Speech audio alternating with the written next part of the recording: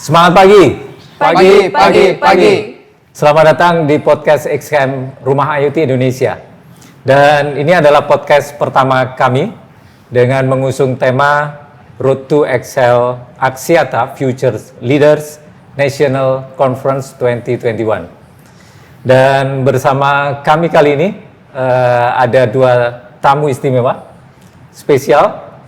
Yang pertama adalah Josephine Samuel, Excel Level Awardee batch ke-8, dan juga Rehan Agutiansah, IoT Developers dari XCAM Excel Axiata.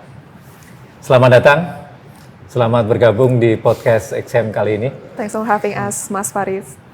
Rehan, selamat datang. Dan di podcast kali ini kita ngobrol santai saja ya. Kami pengen ngobrol tentang bagaimana perjalanan baik di Excel Level maupun IoT development di XCAM Excel Axiata. Baik, saya mulai saja dengan Josephine Samuel. Selamat datang Josephine, apa kabar? Baik, Mas Faris. Baik, sedikit info bahwa Josephine Samuel adalah Excel Level Awardee batch ke-8. Dan kali ini kita akan coba berbagi informasi ya bersama Sobat IoT Indonesia. Langsung saja Josephine, kita mulai dengan pertanyaan tentang bagaimana perjalanan mengikuti Excel Level batch ke-8. Oke, thank you Mas Faris untuk pertanyaannya. Halo teman-teman Sobat IoT semuanya, perkenalkan nama aku Josephine Samuel. Aku adalah salah satu awardee Excel Level batch 8 dan juga mahasiswa di Binus University tahun terakhir jurusan Sistem Informasi dan Akuntansi. Pengalaman aku ya Mas Faris selama journey Excel Level dari awal sampai akhir ya, bisa dibilang ini adalah proses pendewasaan sih yang very exceptional gitu. Dimana sebelumnya I was a very shy and naive girl yang know so little about the world, dan di situ aku cuma punya dua modal. Yang pertama adalah mimpi untuk bisa jadi change maker yang bisa bring impact ke Indonesia dan juga bisa jadi blessing untuk sekitar teman-teman sekitar aku, lingkungan aku. Yang kedua adalah willingness to learn. Jadi because I know so little, jadi aku very eager to learn gitu kan. Luckily di sini fasilitatornya bisa melihat itu dan jadi terimalah aku di sini gitu ya. Dan setelah keterima, disitulah proses pendewasaannya dan juga proses growth-nya itu mulai ya. Ibarat seperti tanah liat yang lagi dibentuk, itu getting out from the comfort zone is obviously pasti tidak nyaman. Tapi dari situ kita dapat pembentukan karakter, soft skill kita juga dilatih, hard skill kita dilatih, dan juga di tahun kedua kita juga dapat hands-on project di mana kita bisa mengaplikasikan training-training tersebut ke dalam project IoT yang dipercayakan pada kita. Gitu. Di samping itu kita juga dapat sama Excel ini saya juga dapat koneksi ya dari teman-teman yang aku dipertemukan dengan teman-teman yang sefrekuensi, yang satu visi misi, yang ujung-ujungnya juga jadi support system juga gitu. Baik, selama 2 tahun ini pasti punya banyak pengalaman dong. Mungkin bisa dibagi dengan Sobat IoT Indonesia, apa nih yang menurut Josephine pengalaman yang paling berharga mengikuti Excel? Pengalaman paling berharga yang pasti di tahun kedua ya, di mana kita ini sudah dapat udah dapat training material dan kita dicoba untuk mengaplikasinya di hands-on project, di mana dari development dari awal ke akhir end-to-end prosesnya ini kita semua yang harus dari ideation terus sampai development gitu ya. Benar Mas Faris. Salah satu materi training yang kita dapat itu adalah design thinking ya. Dimana design thinking ini dari tahap pertama kan ada empathize. Kita do a market research untuk mencari tahu masalah apa yang ada di society sekarang yang kita bisa solve dengan IoT produknya. Lalu masuk ke tahap kedua yaitu defining the problem ya. Setelah kita research, kita defining the problem, kita spesifikin masalah apa yang mau kita selesaikan, dan masuk ke bagian ideation, dimana kayak kita mulai develop pikirin solusinya gitu. Kemudian baru lanjut ke prototyping dan juga testing. Kita coba produknya di lapangan, apakah membantu memecahkan masalah di awal atau tidak. Pada saat di tahun kedua ini, apa yang men-trigger Josephine akhirnya mengusulkan ide itu untuk menyelesaikan masalah di society? Oke. Jadi mungkin sedikit background, Ya. kayak Project IoT yang tim aku sedang bangun adalah suatu alat untuk membantu kultivasi perkembangan rumput laut di Indonesia. Oke. Nah, dari mana kita kepikiran ide seperti itu? Sebenarnya simpel sih, Mas Faris. Apa Kita yang mau diselesaikan apa kira-kira? ya kita waktu meeting untuk paling pertama kali, kita kan mikir ya, masalah apa nih yang akan kita pecahkan gitu. Jadi kita bagiin a tim dan kita research kayak sekarang ini industri di Indonesia tuh kultivasinya tuh punya masalah di bagian apa aja gitu kan. Dan it happens that salah satu dari awardee kita, teman kita itu discover kalau di pertanian rumput laut ini masih sangat konvensional sekali cara untuk pengembangan budidaya rumput lautnya. Setelah kita telusuri lebih lagi, ternyata seberapa konvensionalnya itu sekonvensional pemilik rumput laut kalau misalnya mau tahu kondisi rumput lautnya. Jadi kan rumput laut kan nutrisinya kan hanya dari airnya kan ya. Nah, jadi kalau kondisi airnya itu baik, itu rumput lautnya akan hasilnya bagus. Tapi kalau kondisi airnya tidak baik, kondisi rumput akan mendorong kayak kultivasi rumput laut, hasil rumput lautnya pun juga kurang baik gitu. Nah, cara mereka untuk menjaga agar kualitas air ini baik itu sangat konvensional, Mas Faris. Sekonvensional mereka ini kalau mau ngetes misalnya salinitas ya. Salinitas itu kan kadar garam di dalam airnya. Asin atau enggak gitu ya? Asin atau enggaknya, mereka dengan cara celupin tangan ke tambaknya, lalu mereka coba dirasakan pakai mulut, gitu. Jadi mereka akhirnya nanti masing-masing orang bisa punya rasa yang berbeda gitu ya? Iya. Maksudnya tidak ada standar untuk pengukurannya? Iya, belum ada standarnya. Jadi kalau ditanya salinitasnya seberapa gitu kan, mungkin bahasa mereka seberapa asin gitu kan. Mereka hanya bisa jawab asin atau asin banget gitu. Sementara by the theory, by the paper itu kan ada range-nya ya, pH yang baik itu salinitasnya dari berapa sampai berapa gitu. Nah jadi di sini itu hanya cell matrix ya, di alat IoT kita itu ada 6 matrix gitu, dimana kayak ini akan menjaga memberitahu kayak seberapa range kualitas air yang baik itu seperti apa, supaya nanti bisa ada penanganan yang lebih cepat sebelum seaweed-nya itu mungkin tumbuhannya itu rusak seperti itu. Ini semakin menarik ya. Jadi dari ideation, bagaimana kita mencoba menyelesaikan masalah di society kita gitu ya. Nah, pasti di proses perjalanannya ini tidak mudah. Ini tidak semudah membalikkan tangan ya. Mungkin boleh di-sharing dengan teman-teman yang lain ya. Apa ini kira-kira yang challenging ya?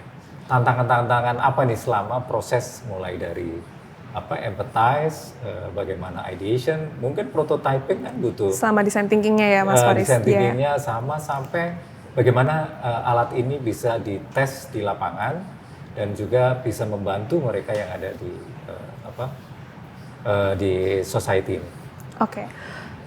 Yang pasti challenge paling utama adalah karena semua prosesnya ini kita lakukan secara online ya, Mas Faris, dari awal. Karena selama masa pandemi ya? Iya, karena kita mulai jalan proyeknya itu selama masa pandemi.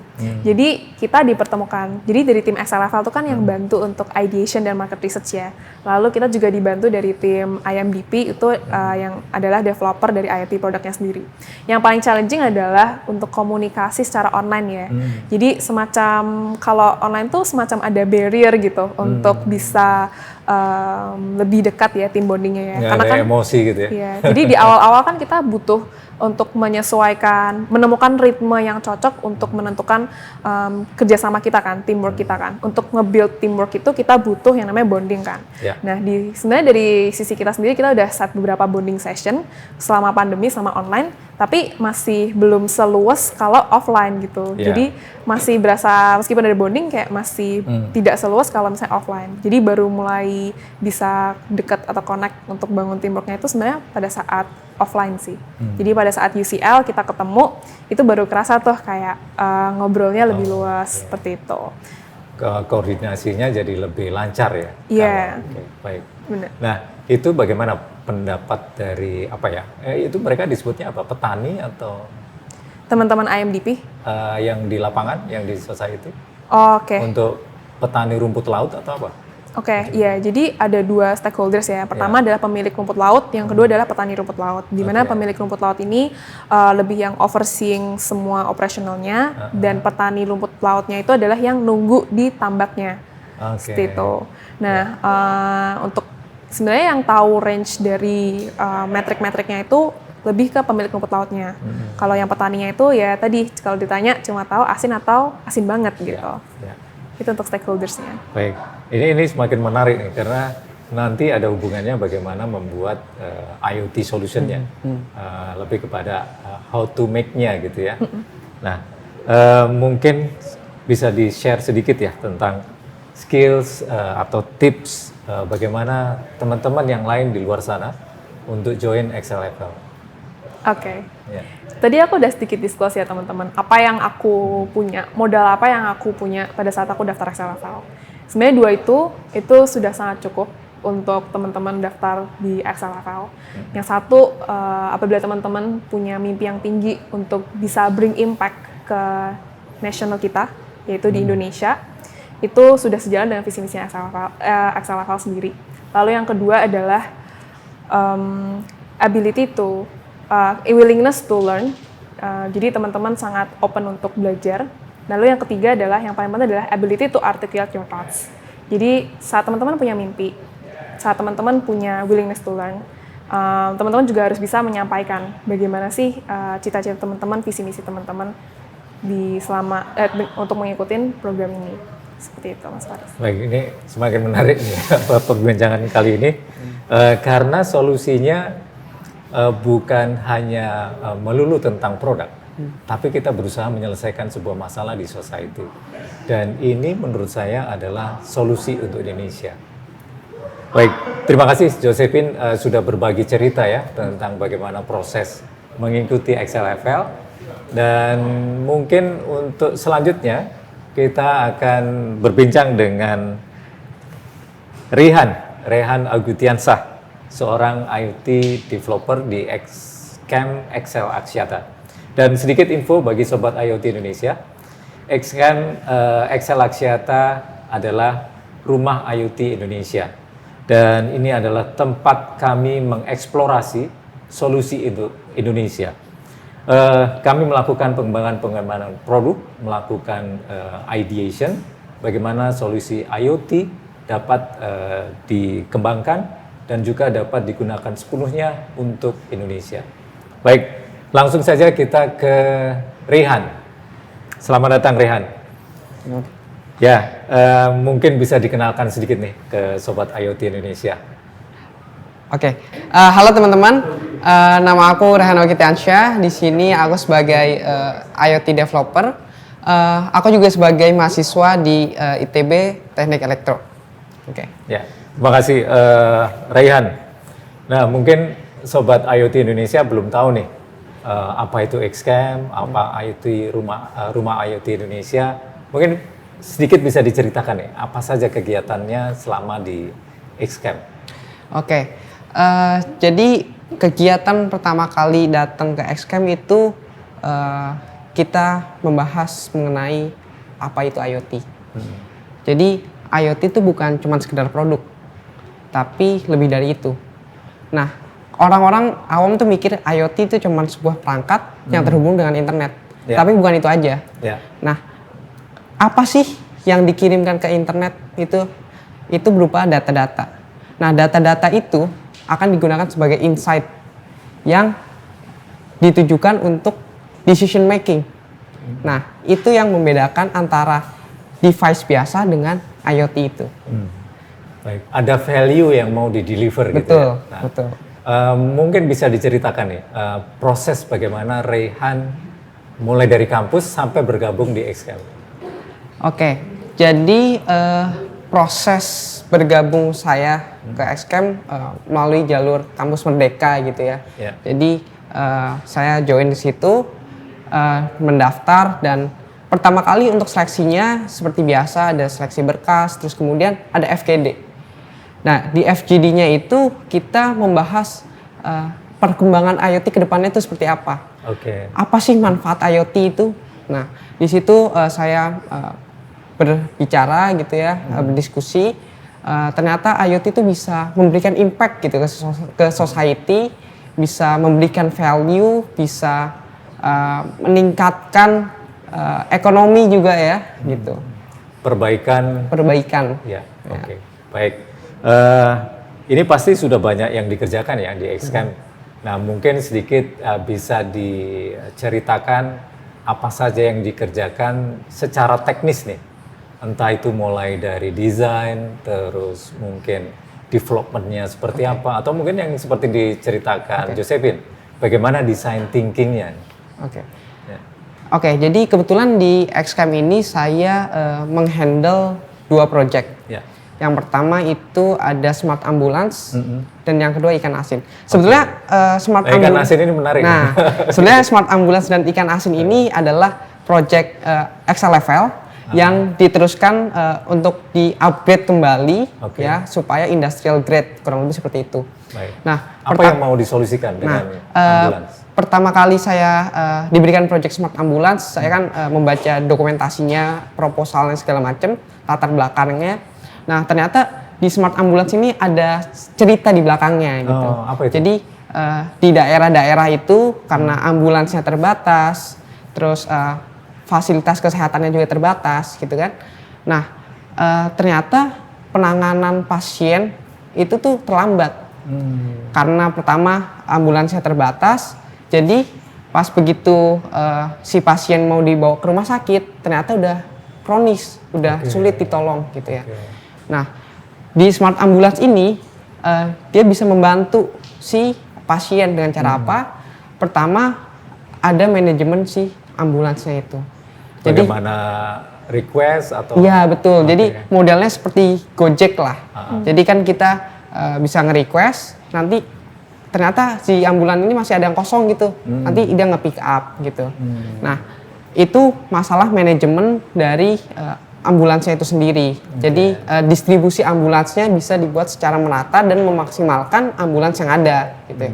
Nah, tapi setelah udah diangkut nih sama si ambulannya, nah ketika perjalanan itu kan biasanya jauh tuh di daerah antara rumah ke rumah sakit. Nah itu kan jauh. Apalagi kalau misalnya ada pasien yang harus dirujuk ke luar kota gitu kan. Nah itu selama perjalanan kan itu kritikal kan. Makanya kan ambulans kan harus segera langsung ke rumah sakit.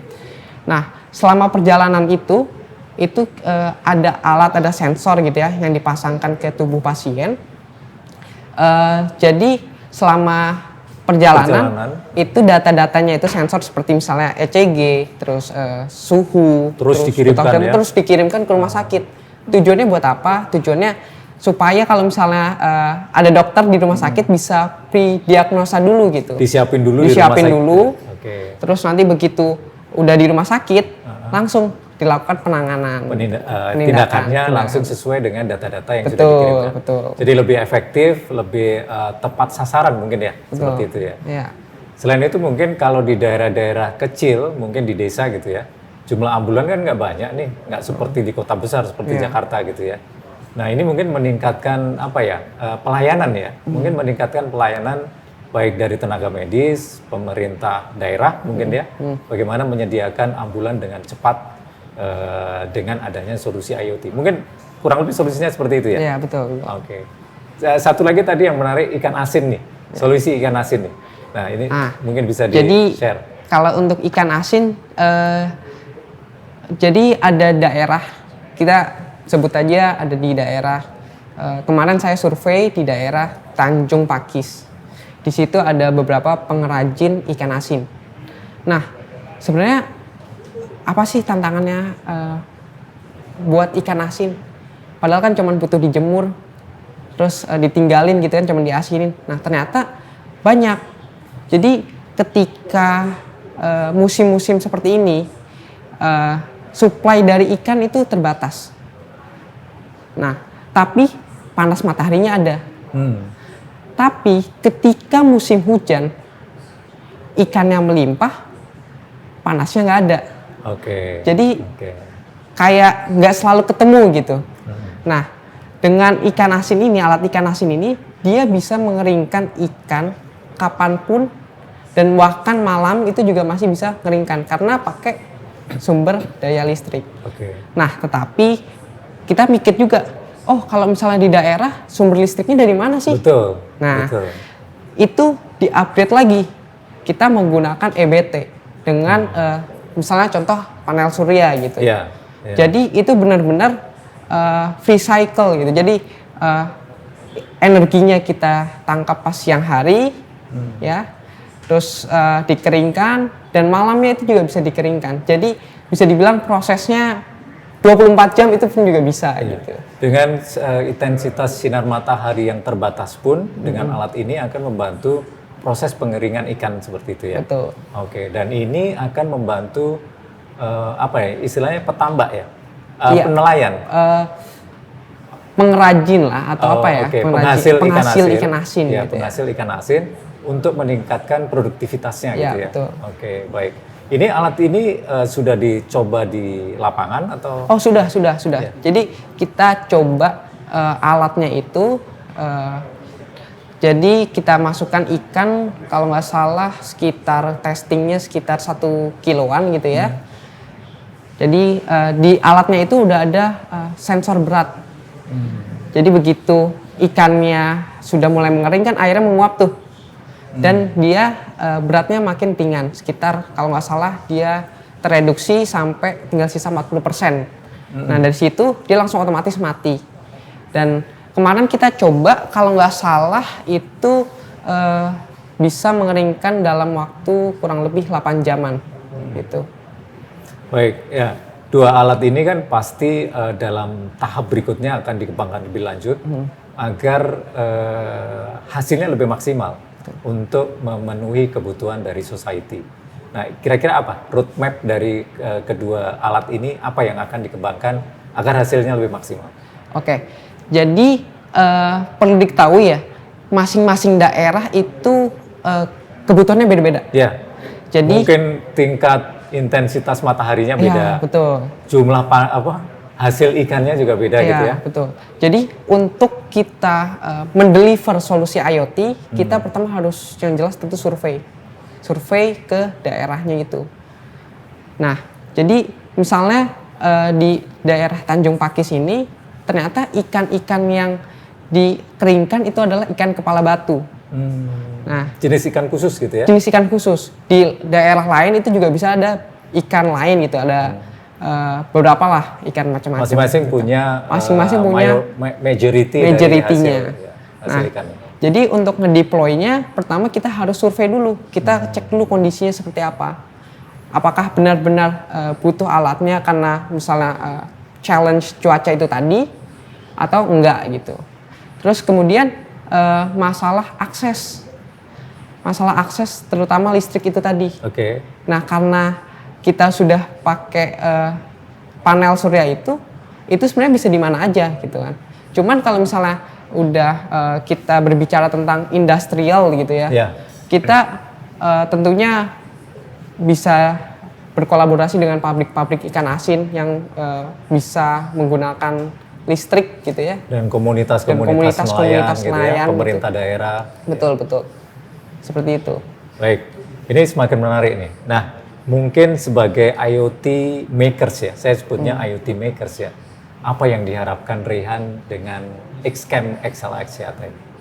Wah, sebenarnya kalau saya lihat XCAM ini potensinya besar banget ya.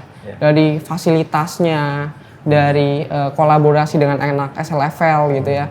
Di sini bisa menjadi maksudnya jadi apa ya istilahnya? Trigger, benar ya. Trigger untuk perkembangan IoT di Indonesia gitu. Jadi ideation-nya bisa berkolaborasi dengan XLFL gitu ya. Terus kemudian technical-nya itu bisa dengan IoT makers gitu. Jadi benar-benar saling melengkapi gitu. Baik.